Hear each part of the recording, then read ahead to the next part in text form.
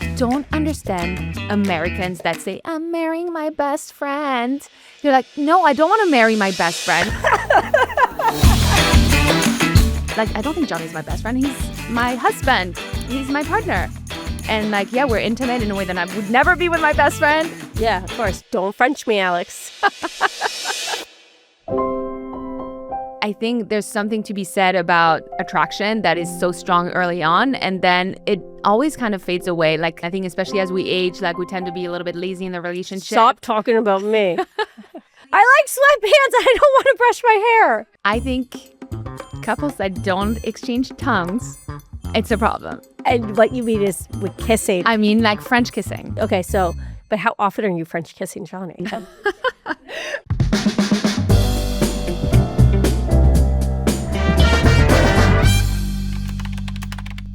Hello.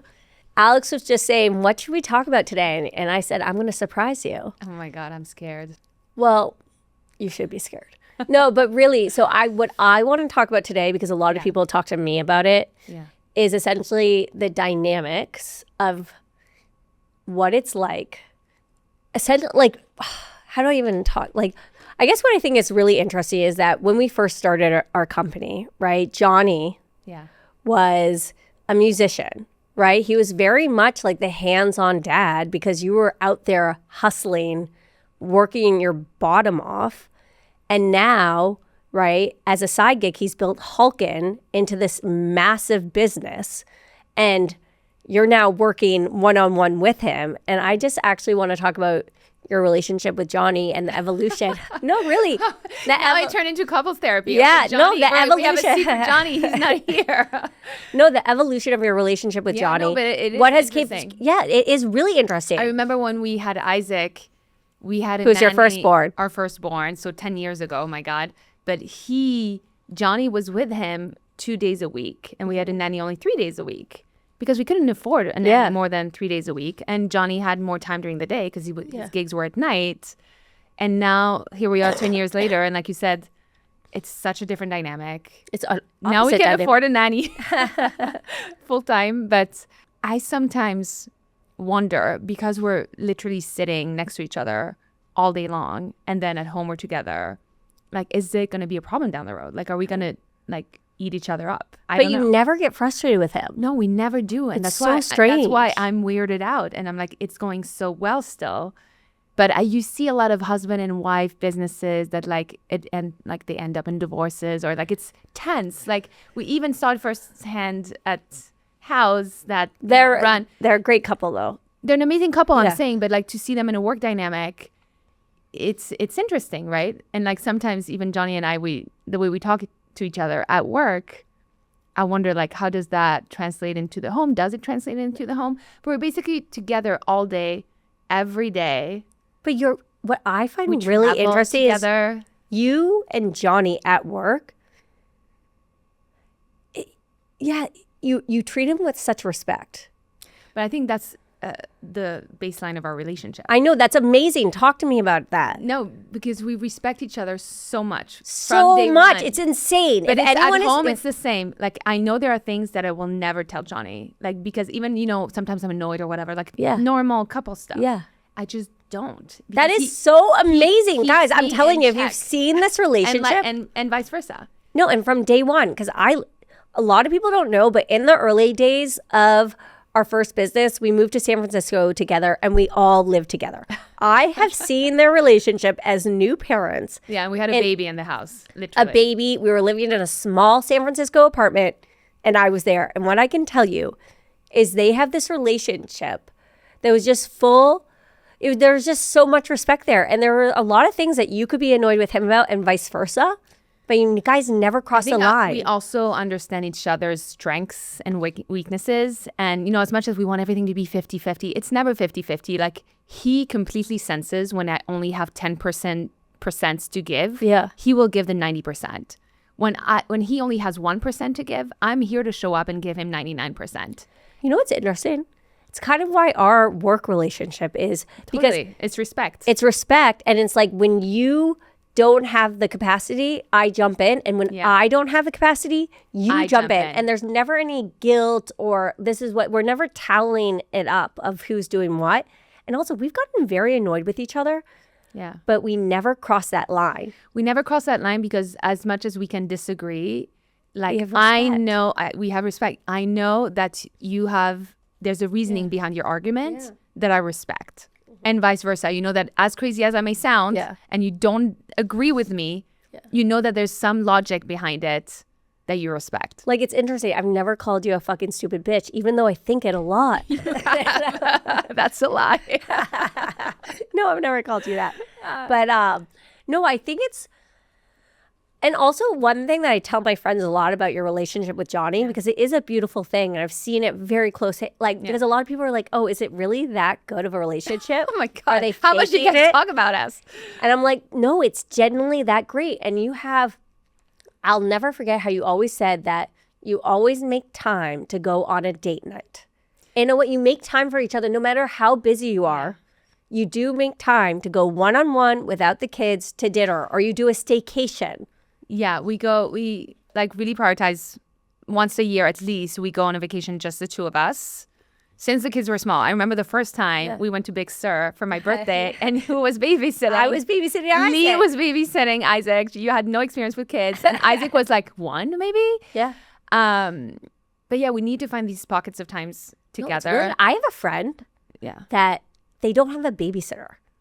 The husband will go out to dinner, like with his friends. And then if she wants to go out, she'll go out with her friends, but they never go out one-on-one. And I'm like, this is mental. Yeah. Like, me and Zach need to invest more time in going out one-on-one. Yeah. I admit that, honestly, especially since working together, which has been the case for a bit less than a year at this point, we don't do date nights as much. But you still go out.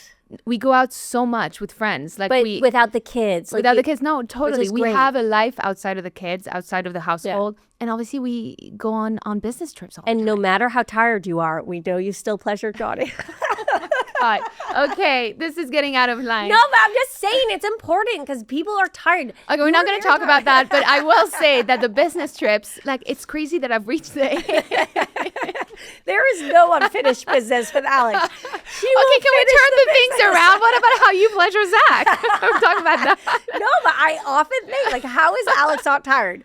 3 kids. Who says I'm not tired? Okay, no, my point we have to you do you dedicate yourself to that relationship. No, okay, I dedicate myself to the relationship. I am exhausted. Like, don't get me wrong. I am beyond exhausted. It's not easy. I can't be an amazing wife, an amazing mom, an amazing friend, an amazing founder. It's like something's got to give, and sometimes things do give. And I know with social media especially, and people do reach out to me all the time, like, how do you do it? Like, I don't. Like, it's fucking hard, and I'm exhausted. But you kind of do it. Lee, stop it. No, but how do you do it? Like, how do you... I don't. And sometimes I need to prioritize. And sometimes, like I said, like, I don't do date nights with Johnny as much as I wish I did. But I think these work trips are amazing for our relationship because that's the time away from the kid. Like, this week, we're in the US the entire week without our kids, and we're together, and every night we have dinner together without the kids. And like last night we went to see a basketball game. It was so much fun, and we felt like kids again, and I cherish that. And I think that's why, like, maybe we don't have as many date nights, because we have these work trips where we're literally just on our own all the time. What is your advice to the couple that's not as lucky as you, in the sense that, like, they're not okay, so, like, you can use me and Zach as examples. Zach travels all the time for work. Yeah. I travel for work more increasingly so. We don't have as much, like, opportunities to get away. So imagine that we can't go on that work trip. What's your advice to relationships based on what you've seen work for you and Johnny to have a strong relationship 10 years on? Because you and Johnny have been going strong for over 10 years. What is your, like, and I remember you once told me that your mom gave you the advice to, like, always like dress up or appear, or like that. I'll never forget, but like, you know, like, not to let yourself. Yeah, completely go. I do think that's important. I think especially as we age, like, we tend to be a little bit lazy in the relationship. Stop talking about me. No, I think just generally. I like sweatpants. I don't want to brush my hair. Wear your sweatpants. You look great. I'm just saying, I think there's something to be said about attraction that is so strong early on, and then it always kind of fades away. Like your sex life is not going to be what it is like in the early days always. And I think it's important to keep the spark and keep things to yourself. And sometimes we talk about, do you go to the bathroom in front of Zach? Yeah. Like some couples do. Like I think you shouldn't. Yeah, no, that's important. So what is your advice? Really, what is your advice to a couple? Keep the flame alive. Like try to still find moments of connection. I think if you can't go on weekly date nights, like I don't go on weekly date nights. Like I literally don't. Yeah. But we have that one yearly trip. It's just 3 nights, but it's enough that like we can disconnect and it's not a work trip. It's literally some random place, whether it's a staycation or like, a destination. But I find one goal, even if it's once a year, to have this connection. Like when's the last time you went with, I guess you just went to I just did, and it was great. And I hadn't in a really long time. We went to Hawaii and then we went to Lisbon. And those moments of connection were actually really good. Yeah. And another thing though, I do want to double tap on because I think it's important in the sense like how you said, like, don't share it all. Like we're saying, like, don't go to the bathroom in front of your partner. Don't fart. What is amazing, the audience, listeners, listen to this. Alex and Johnny have never passed gas in front of each other. In 10 years, it's insane. That's not true. I had 3 pregnancies. But not like, but it was probably horrific and embarrassing. But that's the truth. I have never intentionally passed gas. I've never heard Johnny pass gas. Yeah, you. Like he's a guy. Like how is that possible? I don't even know. Like I'm almost like worried. Like is something wrong? Johnny, you need to pass gas. I'm going to make him pass gas today. No, but I think that's really important because like you said, it's almost having the dynamics from those early dating days. Right? Like I think you have to keep something. Yeah. You can't let yourself keep your gas to yourself. Also, okay, this is one piece of advice. Yeah. Okay, hear me out. I think couples that don't exchange tongues, it's a problem. And what you mean is with kissing, like right? French kissing. Okay, French. Because I was like, Alex, let's keep this somewhat a PG-13 related clip. I've realized that most of my friends like never French kiss their husbands. And don't you French kiss Johnny once a day? No. French kiss. Like I'm just saying like no, but don't you kiss him every single day? There's a fact you told me once. Yeah.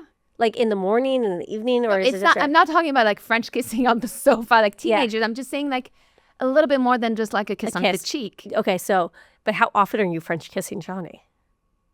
Like, once a day. Once a day. Please. But it's like it's a second, right? It's not but your tongues kiss for 1 second. No, but that's a great tip. I think it's Zach, get ready, clean that tongue. I'm coming for you. Zach's my husband. If anyone's listening. No, I was literally floored when because that's what you do early in a relationship. Yeah, but I was floored when I found out that most don't. Do you? I do like a kiss with my tongue inside my mouth. My tongue has not kissed Zach's tongue for a while. That's going to change. Even when you're intimate? No, when we're intimate, yes. But it's not like I'm intimate every single day with Zach. No, totally. But when you're intimate, that's already something. Like I know of people that don't. No. And I think that's a bad signal. But they did in the beginning, right? And then they stopped? Exactly. Yeah, okay. Guys, French kiss your partner. French kiss your partner. Like make it a party. It will change your relationship. Really? I really think so. Okay. I'm going to French kiss you, Zach, on Friday when you're back from your work trip. My tongue is coming for your tongue. You're going to be tongue violated. No, and then I'll be like, Alex, I don't know what to think of this episode, guys. It's getting out of control. No, okay, so we're going to wrap it up. Yeah. I think the biggest takeaway here is to respect your partner. French kiss your partner. Maintain some privacy, Maintain privacy. Don't let it all out because then it becomes a friend. And I think I listened to this great podcast episode from this wedding photographer, French wedding photographer. Okay. And he was saying, I don't understand Americans that say, I'm marrying my best friend. Oh, interesting. You're like, no, I don't want to marry my best friend. My best friend is the one that I fart in front of and burp in front of and like do all that stuff. No, you marry a romantic partner for life. And I thought that was such an interesting insight. Yeah. Like, maybe, like, I don't think Johnny's my best friend. He's your partner. Yeah, he's your husband. My partner.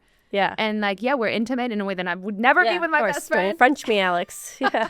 No, but that's true. That's a great advice. Yeah. Save your best friend for your best friend. That's where you can. Exactly. Yeah. So I think, but also maybe relationships serve you at a certain point and you need a best friend to start a family and that's fine, but it might not be your forever partner. Yeah. Okay. Well, thank you. No. Bye. That's it. Bye.